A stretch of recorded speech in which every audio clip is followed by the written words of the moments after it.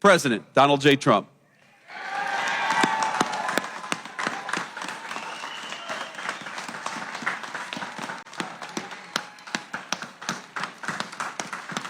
Thank you, J.D.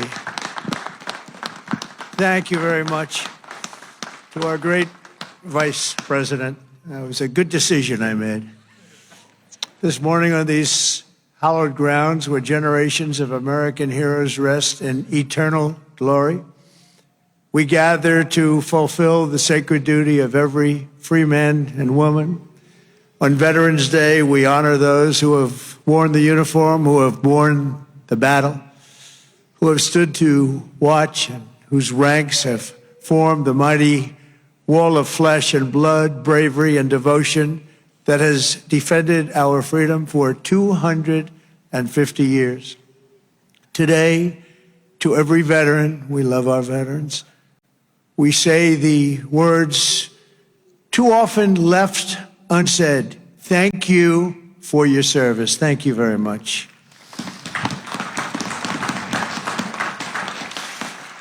And we want to also say thank you for carrying America's fate on your strong, very broad, and proud shoulders. Each of you has earned the respect and the gratitude of our entire nation. We love you, we salute you, and we will never forget what you have done to keep America safe, sovereign, and free. Thank you very much.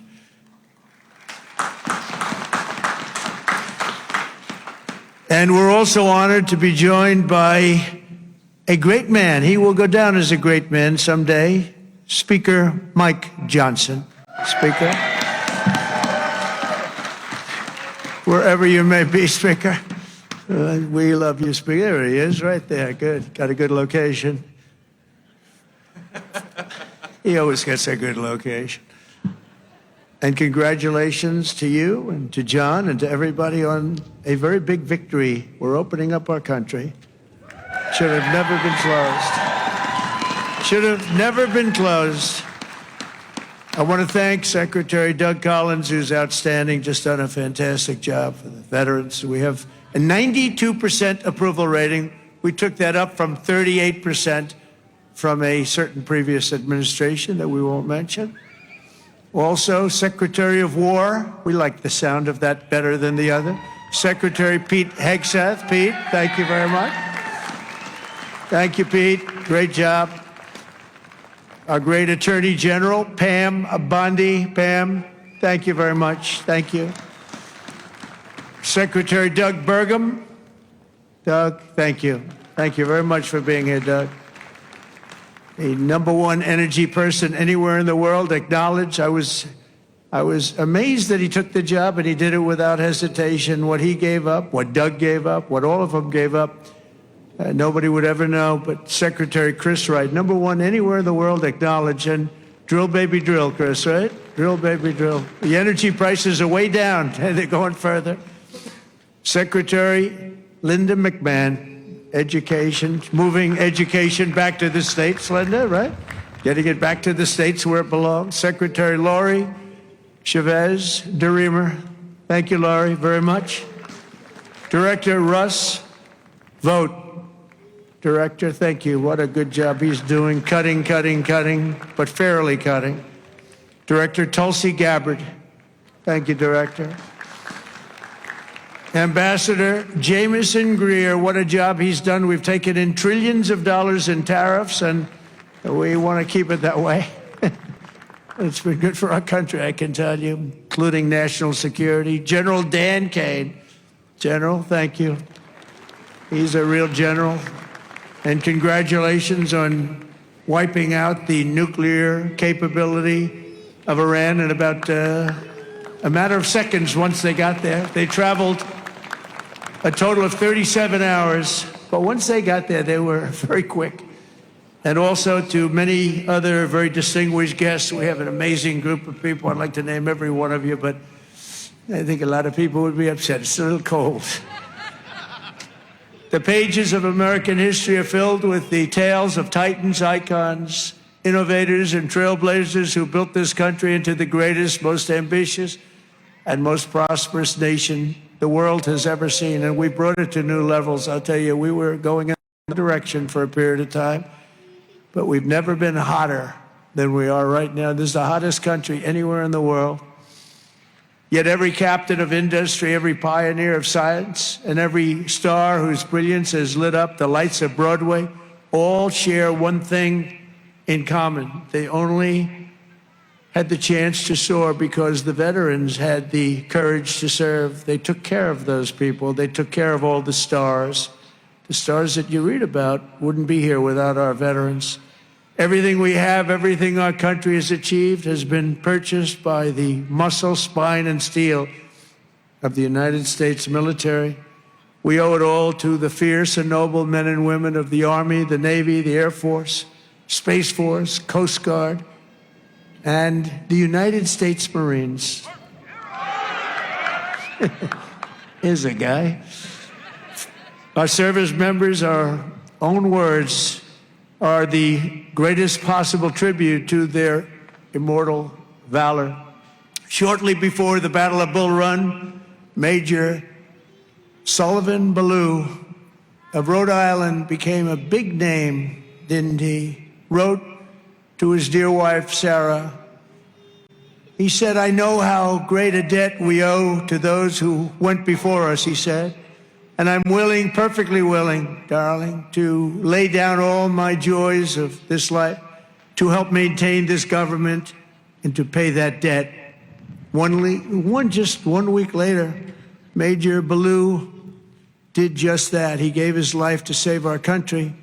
On the night before he jumped into the dark skies over Normandy on D-Day, Colonel Bull Wolverton knelt with his men in prayer. "Dear God," he said, "we ask only this, that if we die, we must die, and we as men would die without complaining, without pleading, and safe in the feeling that we have done our best for what we believed was right. We must do what is right." Colonel Wolverton, too, died for us so bravely in battle. Today we remember with overwhelming gratitude the more than 1 million American service members who have made the supreme sacrifice and laid down their lives for the good old USA. Generation after generation, America's warriors have left behind the comforts of home and family to face violence, evil, and death so that our families could know joy, goodness, and peace. We honor them so strongly. Our heroes have lived through unthinkable nightmares so we could live the American dream, and the American dream is coming back again, stronger than ever before, and you'll see that as the next few years evolve. They have volunteered to give their last breaths to all of us so that we could breathe free. And today we know without any doubt in our hearts that after 2.5 centuries, America stands tall because America's veterans stood so strong. And soon our country will be stronger than ever before. The American veteran has forged a legacy of gallantry and daring without parallel in human history.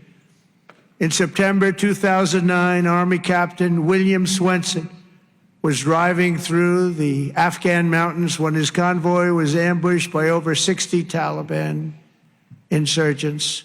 He and his comrades were pinned down for hours without artillery or air support. A fellow soldier was shot in the chest, and Captain Swenson crossed an open field to aid his brother in arms. People said, "Don't do it, Captain, don't do it." He did it. When the terrorists closed in around them and demanded their surrender, Captain Swenson threw a grenade at the enemy and rallied his men to break their advance. He then carried the wounded soldiers hundreds of yards to a rescue helicopter before charging back 3 times, back and forth into the fire to save the wounded and bring them home. Even after 7 hours of fighting, he refused to leave any man behind. Retired Lieutenant Colonel William Swenson is here with us in Arlington. And for his actions that day, he proudly wears the Congressional Medal of Honor. Colonel Swenson, thank you very much. Thank you very much, please. Thank you. Thank you very much.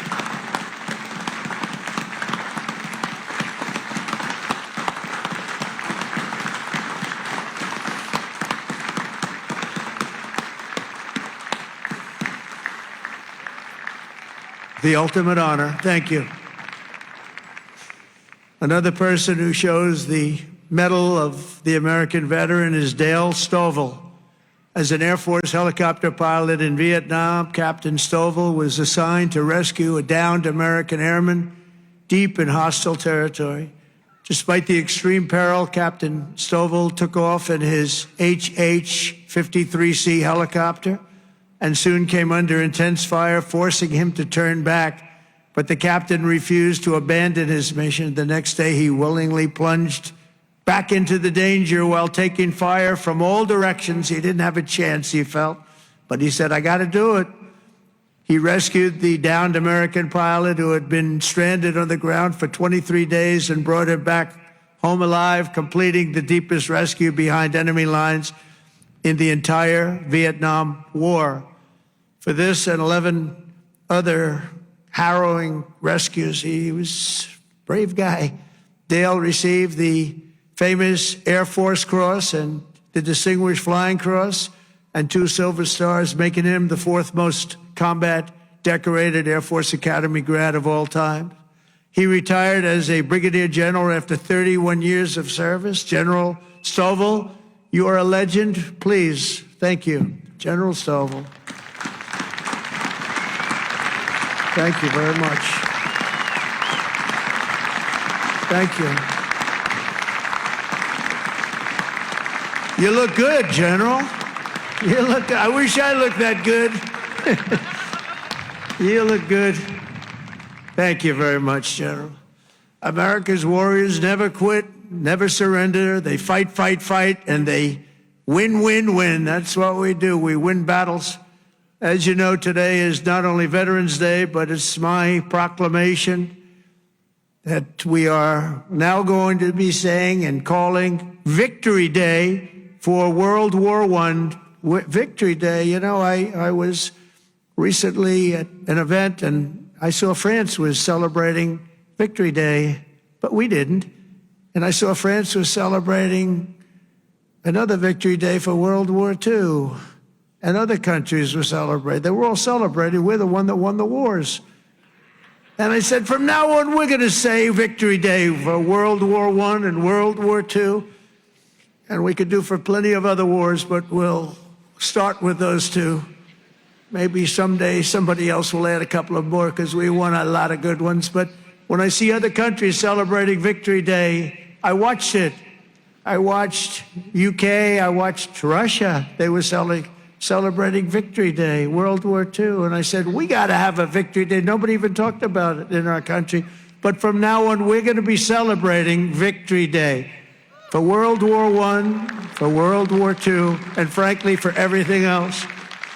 Under the Trump administration, we're restoring the pride and the winning spirit of the United States military. That's why we have officially renamed the Department of Defense back to the original name, Department of War. And remember, we won World War I, we won World War II, we won everything in between, we won everything that came before, and then we brilliantly decided to change the name of this great thing that we all created together. And we became politically correct. We don't like being politically correct. So we're not going to be politically correct anymore. From now on, when we fight a war, we only fight for one reason, to win. We fight to win. Then under my leadership, we're also fighting for the great veterans who have always been there for us, and especially when we needed them and needed them most. In 9 months, the Trump administration has cut the backlog of VA benefit claims in half. That's a big achievement, and Doug is going to get it down to 0.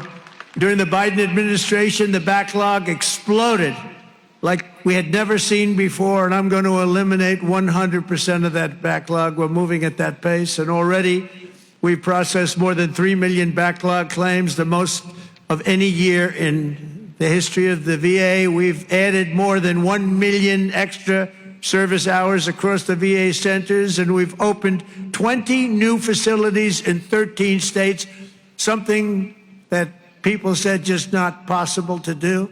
We also have brought back VA choice and VA accountability, taken away by the Biden administration, so that when you have to wait online, you go out and you get yourself a doctor. We pay for the doctor if you have to wait.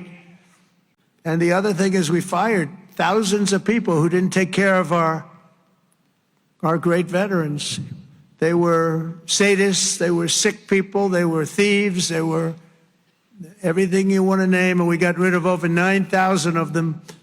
And then when Biden came in, he hired them back, many of them. But we got rid of them. And I think we got rid of them permanently. We replaced them with people who love our veterans, not people who are sick people.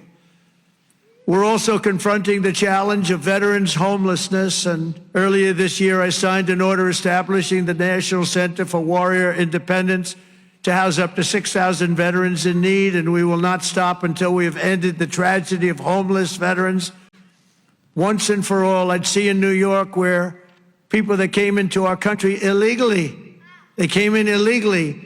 would be put up in hotels, and veterans would be sitting on the sidewalk outside of that hotel where these other people are put in. And many of the people that came in were put in from prisons. They were murderers. They were drug dealers. They were people that we didn't want in our country. They were staying in hotels, luxury hotels, and our veterans were sitting on the sidewalks watching them go in. I said, that's never going to happen under this administration. I also signed the VA Home Loan Program Reform Act, because no veteran should be kicked out of their home for what they call a late payment. It's not happening. And I'm pleased to report that since January, the veterans' unemployment rate has fallen by more than 26%. That's amazing. Work hard on that. And I also want to give a very special thanks to all of the veteran service organizations that work so hard. They're all represented here today. But they work so hard on behalf of our great veterans, and one of the heroes who reminds us of why we fight for those who served in uniform is Army Major and West Point grad Jonathan Turnbull.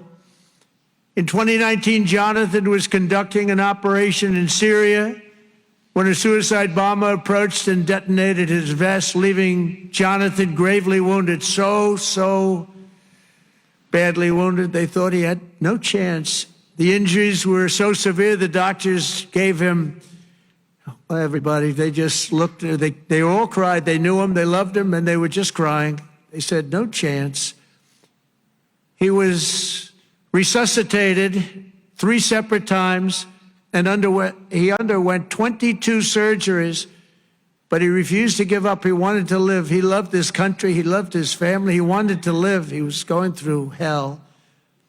I visited Jonathan at Walter Reed in 2020, remember it so well. And today I'm delighted to say that Jonathan is not only alive, he is here with us, back on his feet and living a great life alongside his beautiful wife, Samantha, and their 3 incredible children. Jonathan, Samantha, please. God bless you. God bless you. Thank you. Where are you? There he is. There he is. Beautiful. Thank you very much. Thank you. You're a tough guy. You're a tough one. Nobody could have gone through what you went through. He's doing good, isn't he, huh, Samantha? Thank you very much, both. And in conclusion, from the very beginning of our country, our great American flag has always been shielded and protected by a special cast of citizens who has stepped forward to safeguard liberty's cause. When danger came, when duty called, when Almighty God asked, who had the will and the strength to defend the land of the free, each and every American veteran stood up and said, here I am, send me, here I am. They've come from every corner of this nation, from the cornfields of Iowa to the hills and valleys of California, from the steel towns of Pennsylvania to the vast plains of Texas, from the banks of the mighty Mississippi to the 5 boroughs of New York City. With selfless commitment and unyielding conviction, they made themselves America's ramparts and became the shield between our homeland and those who would do us harm. With everything they had, they did one thing above all else. They put America first. On the decks of destroyers, beneath the thunder of cannon fire, in the cockpits of our beautiful B-2 bombers. Aren't they beautiful now? We respect them so much. What a job they did.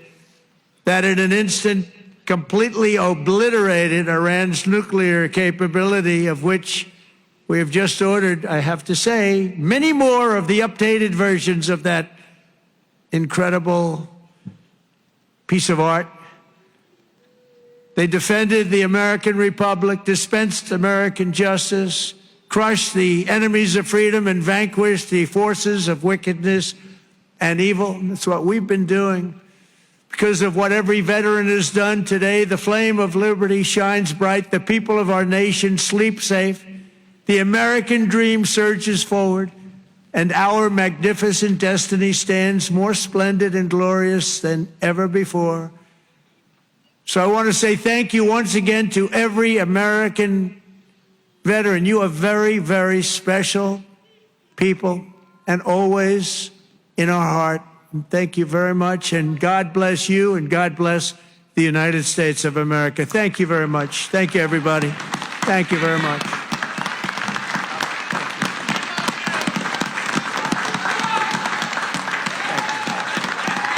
Thank you very much. Distinguished guests, please stand and join the United States Army Band and Chorus